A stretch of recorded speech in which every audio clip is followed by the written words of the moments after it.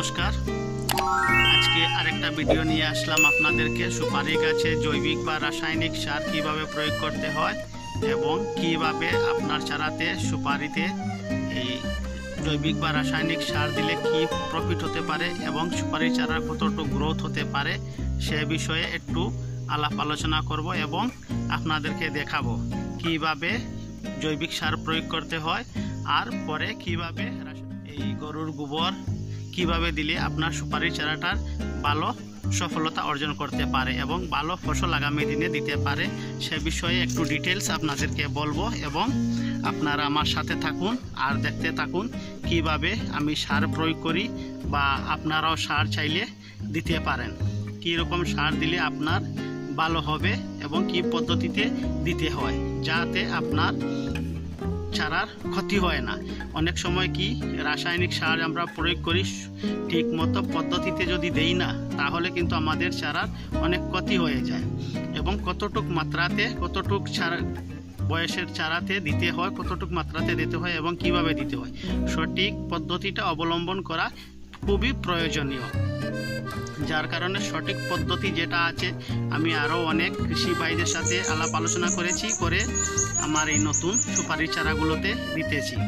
তো সেই বিষয়ে আপনাদেরকে দেখাবো এবং কিভাবে দিতে হয় সেটাও সম্পূর্ণ দেখাবো। আপনারা আমার সাথে থাকুন আর দেখুন, দেখলে আপনারাও বুঝতে পারবেন বা আপনারাও যদি এভাবে সুপারির চারা করে থাকেন, বেটেল নাট আর সুপারি এরিকা নাট যেটাই বলো তিনটাই একটাই জিনিস। সুপারি আমাদেরকে এদিকে বিশেষ করে বাংলা ভাষাতেই প্রয়োগ করা হয় সুপারি, কেউ কেউ বা আবার গুয়াও বলে থাকে, সেটাও বলে দিই গ্রাম্য ভাষায় গুয়া বলে থাকে এবং একটু শহরাঞ্চলে ভালো শুদ্ধ ভাষায় বলো, কিন্তু চারা একটাই সুপারির চারা।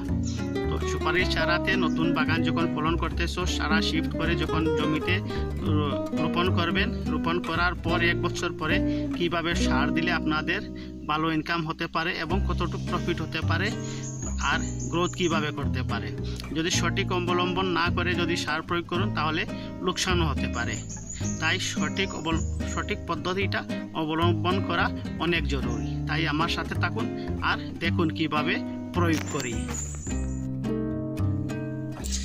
এই দেখবেন আমি যে সারগুলো ইউজ করতেছি আমি কিন্তু আগে পরে দেখাবো, আমি আরে অনেকগুলোতে লাগিয়ে দিয়েছি সার, তা অল্প রেখে গেছে আর এই জায়গাটা একটু ঢালান জায়গাতে মিক্স করতে একটু অসুবিধা, বড় আকারে মিক্স করা যায় না, তাই অল্প অল্প মাত্রাতে মিক্স করে দেখাতেছি।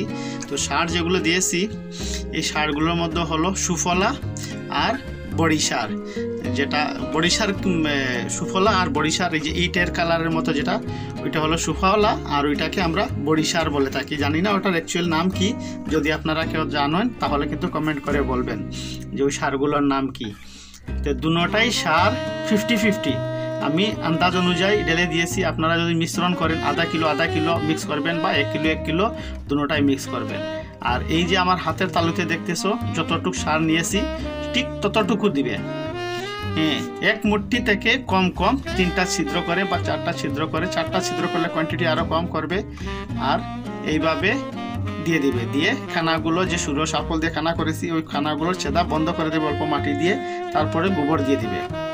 গোবর দিয়ে এই গোবরের উপরে মাটি দিয়ে দেবে। আমি দেখাইতেছি, আপনারা আমার সাথে থাকেন আর দেখেন কিভাবে কাজটা করতে হয়, করলে ভালো ফসল আসবে। আর এই গোবরের এই যে পোকা দেখতেছো ওই পোকাগুলো কিন্তু বড় ডেঞ্জার, যার কারণে পুরো গাছ থেকে এর উপর সরিয়ে দিয়েছি, কমসে কম 4-5 আঙ্গুল ডিস্টেন্স করে দিয়েছি। ওই পোকাগুলো কিন্তু মাটিতে থাকে না, শুধু গোবরে থাকে। আর যদি একদম পাশে থাকে তাহলে চারায় যাওয়ার সম্ভাবনা থাকে, তার জন্য ওটাকে একটু স্বল্প মাত্রা সরিয়ে লাগিয়ে দিয়েছি। তারপরে এইভাবে মাটি দিয়ে ঢেকে দেবে। মাটি দিয়ে ঢাকলে কি হবে, গোবরটা একদম গিলা হয়ে যাবে, মানে ভিজা ভিজা থাকবে। আর যদি মাটির উপরে দেই তাহলে কিন্তু ওইটা একদম মাটির মতো ছড়ছড়া হয়ে আসবে, যার কারণে ওইটাতে কোনো সার পাবে না। তাই কি করতে হবে, মাটি দিয়ে ঢেকে দেবে। মাটি দিয়ে ঢেকে দিলে আমি একটা ফটো দিব, ওর সাথে আমি দেখাবো আপনাদেরকে এই যে সুপারিশ, এই যে যেভাবে দেখতে পাচ্ছ সুপারির শিকড় উঠেছে, ওই শিকড়গুলো এই বাইরে আসতে পারবে না, মাটির ভিতরে থাকবে, তখন গাছের শক্তিটা অনেক দ্বিগুণ হয়ে যাবে। আমি কম কেন মিক্স করেছি আপনারা অবশ্যই দেখে বুঝতে পারছেন, আর আমি কতগুলো চারাতে লাগিয়েছি এইগুলো দেখতে পারতেছো। তো এতক্ষণ থাকার জন্য আমার সাথে thank you for watching this video.